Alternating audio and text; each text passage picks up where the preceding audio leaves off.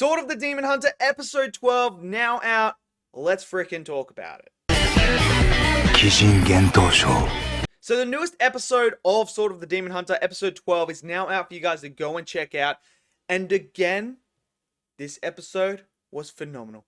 We find out a lot of stuff in this episode, while also having great action and a new mission for Jinta that could be heartbreaking.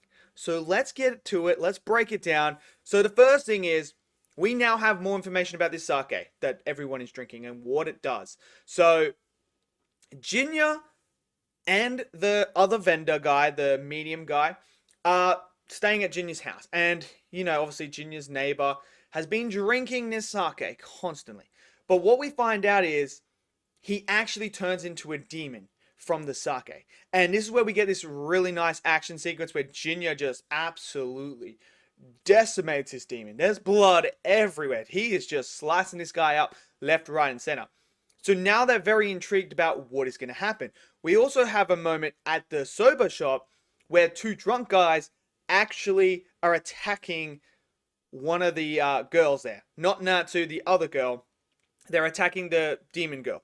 They're going at her. So Jinta and the other guys show up, and Jinta bodies these two. Like, he punch and then hits one with a sword hilt, and then they get back up, and they're like, wait a second.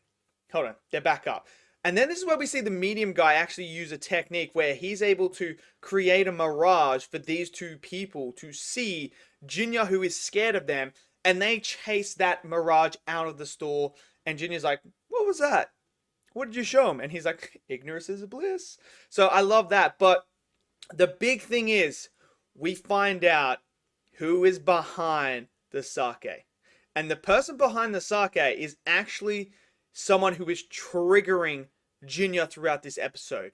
And this is where we're starting to really see, we're coming to terms with who Jinta is as a character and what his thought process is. And now, anyone that's been in a situation very similar to this, you can sit there and you can think, oh, when I have a confrontation with this person, this is what I'm going to say and that. But when you get closer to that, your judgment starts to get clouded and things start to come in. You self-doubt, everything like that. When you thought you already had the choice made, we're seeing that with Jinta now. Now, Jinta had not made up his mind completely whether he was going to forgive his sister or actually end her. But we start to find out that she's the one behind the sake. She makes a brief appearance in here where we see her. She is setting this trap for Jinta to get him to come to her. And when he hears the golden-haired woman, it triggers him every single time. And in this episode, when they're talking to the guy who is selling the sake, when he mentions the golden-haired woman, Jinta loses all sense of control to the point where he is gripping this guy so hard that he is choking him to death. He is like, tell me all the information, tell me everything you need to know, to the point where this guy can't speak. And lucky for Jinta, he had the medium guy there who punches Jinta to throw him out of that trance of anger and negative emotions, to the point where he's like, thank you for stopping that. And he's like, look, I can't have you killing people, otherwise I'm going to have to take you down. And being a good person that the medium guy is, he doesn't press Jinta about this particular person. Who is this golden-haired woman? He doesn't press him about it, but he knows that that is something that is going to trigger him moving forward. With this, we have the sake guy who is selling it all actually start throwing them down. He starts to throw him down. He turns into a demon himself. Jinta starts to battle him, except this guy is fortified. He cannot get his sword through at all. And Jinta's like, this guy has been designed this way. This has to be designed this way so that this information can't be leaked or anything. So the medium guy's like, look, man, it's okay. Let me handle this demon, because Jinta has a bigger mission that is needed and required for him to complete. We now know that Natsu's father has been drinking sake every single night and is drinking it currently as this is going on. And if he turns to a demon, it's bye-bye Natsu. So Jinta, boom, he tails it out of there to try and save her. And he's like, please, please, please reach in time. I don't want to see my boy. Like, the episode ends like that. I don't want to see my boy lose another person that he cares about, because if they, because I love the character of Natsu as well. I really start to grow, and I know I'm not the only person. I know some people, when we did the time skip, that people thought we were going to go into that. I was one of them that I thought, oh, we're going into modern times, but we're obviously still back in the Endo period. But I know a lot of people wanted to know what happened to Natsu. You know, they love that character. Can Jinya save her?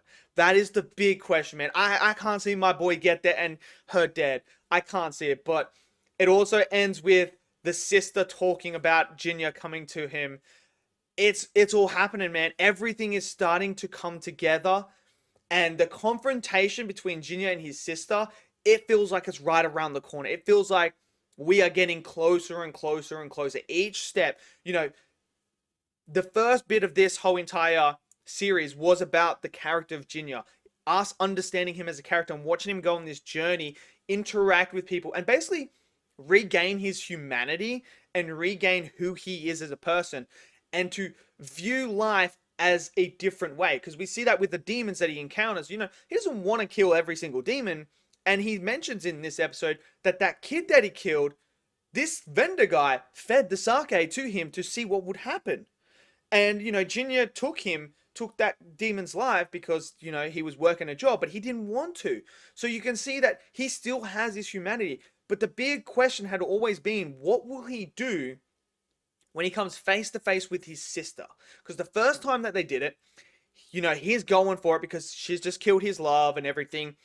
But now that he's had all this time to digest everything, to understand life a bit more, connect with people, see different points of view of life, and experience the world, how is that confrontation gonna go now? Is he gonna put her down, or is he gonna forgive her and try and bring her back? Because the whole point of this sake is his sister is trying to bring up the negative emotions and the anger and hatred to cloud the mind, which turns them into demons, which is such an interesting concept that Jinya is obviously triggered by. It really, really triggers him.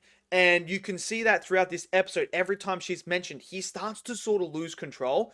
So now I'm at that point where I don't know what Jinya's going to do. I thought maybe, okay, Jinya's set on, you know, saving her.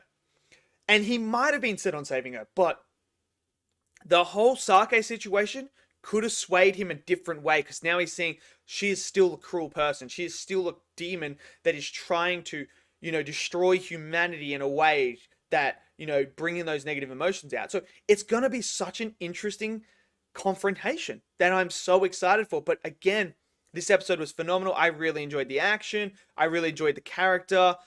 Again, they're just the way that they're able to bring this story together. It's so intriguing. It's a phenomenal anime, man. It really, really is. And I can't wait for next week's episode. But let me know what you guys thought of episode 12. Did you enjoy it? Did you not? Smash it down in the comment section below. Smash that like button. Click subscribe. And I'll see you guys next video. Until then, stay safe and peace out.